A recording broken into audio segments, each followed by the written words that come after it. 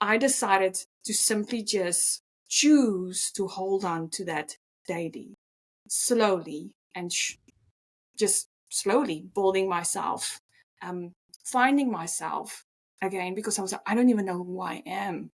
Who am I? And that's why I say that I lost my identity. And that's with what happens if we build our lives on an identity that is based on what we do. When that's gone, there's nothing left. And so it's so important to if you look at a tree, that's what we work on in neurocycle. Um, our thoughts look like tree-like structures, and so it's going to the root. And so I had to find my roots again, in a sense. But it was a simple action of daily choosing to show up for myself, Yeah. and slowly building that relationship with myself as well, and choosing, thinking, feeling, and choosing. There's this one sentence that I still use, and it's like, if I'm truly loving myself right now, love is our natural bias. Everything else is learned. So it's returning back to self. Remember, confidence, fideris, trust, one's worth. How can we trust ourselves if we don't know ourselves?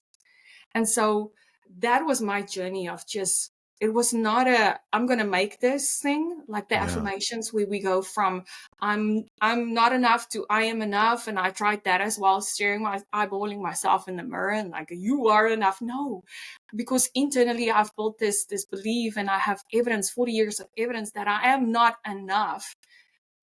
So that is the thing about affirmations. We can speak about affirmations as well, because that really played a big role in my life and my healing journey.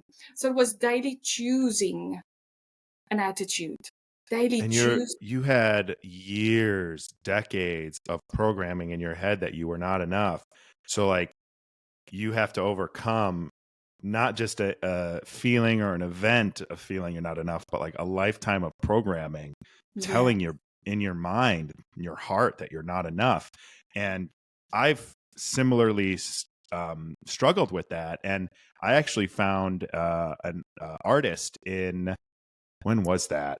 2020, when everything was in the shitter, right? I Yeah. went to I went to Detroit with back when you could only go anywhere with 6 people, right? Social distancing, all that stuff. So we went to Detroit, and walking down the street, there was an artist who just had 15 paintings saying "I am enough," and I bought one of them. And I actually have it above, not above my bed, but like when I wake up and I sit up, it's the first thing I see, and it just says "You are enough." And it is like something that I look at every morning when I wake up, and it helps me, just like that daily first reminder, right? Yes. That, and you've seen it probably now you see it every single morning. You Yeah. see it every single night. And that is the beauty of affirmations as well. I think the danger when it comes to affirmations, like I tried it all. Okay. I've tried Mhm. everything that I could find to really bridge the gap between where I was and where I wanted to be. I also want to add that my journey has been a couple of years, and when I walked into the training with Dr. Caroline Leaf, I walked into that training room with my knees knocking, and I literally was bouncing, not because, yes, fear, but also I had a nitrogen coffee for the first time in my life, and I was literally bouncing in there.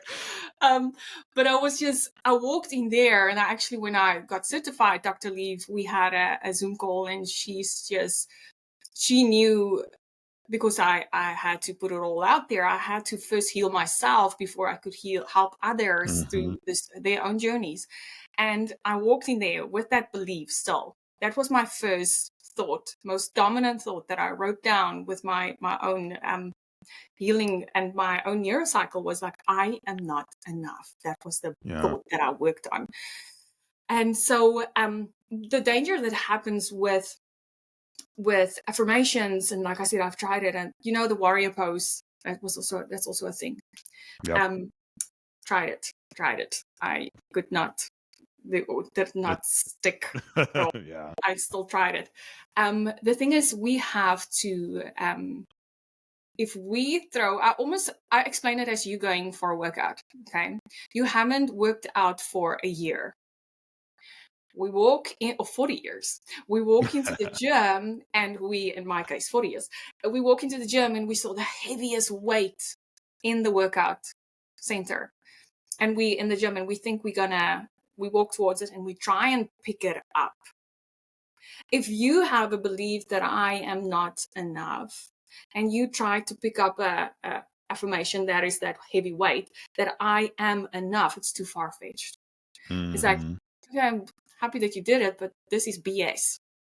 Right. Internally, you don't believe this. It's too much. It's like a shock factor almost. Yes. And it adds to the guilt and shame, because if it's working for everyone else, why is it not working for me? So there must be something wrong with me. And that adds to that, there's something, I'm not enough because it's working for everyone else. And that's the beauty of us using our voices. No. We, it's not the case when we speak about things and we honest and open and like, no, I did say it, but it didn't really work. Right. So instead of creating this one size fits all approach for everyone, science affirms that the way your mind activates your brain is different from every other person on the planet. There's no one like you. So to think that this approach is going to help me is just adding to there's something inherently wrong with me. So it causes damage. Yeah, that is the common threshold or baseline for people that me too, and people I talk to about, living with depression. It is that there's something wrong with me. Like that was the feeling I had as a kid. Mine started like probably 6 or 7, but that carried with me, and it almost became like this scapegoat to feel the way that I felt too, where I'm like, well, I'm just wired different. And I am wired different. We're all wired different, like you said, but that doesn't mean there's something wrong with me. No. That like, I know my empathy is a result of depression and living with that. And it, so there's so many good things that come with that wiring. And it doesn't mean that there's something wrong with you. It just means you're unique and you're dealing with your own like unique set of circumstances. Yes. And we each have a unique story. So keeping that into consideration as well when we work on ourselves is so key. And that really where the breakthrough happens is when we go and see, okay, what's my story? Where did I pick up these beliefs? What is the embedded memories? What is the origin story? Yeah, that actually created this belief that's been holding me back, that's held me hostage in us. A lot of us are sitting in rooms with the door open.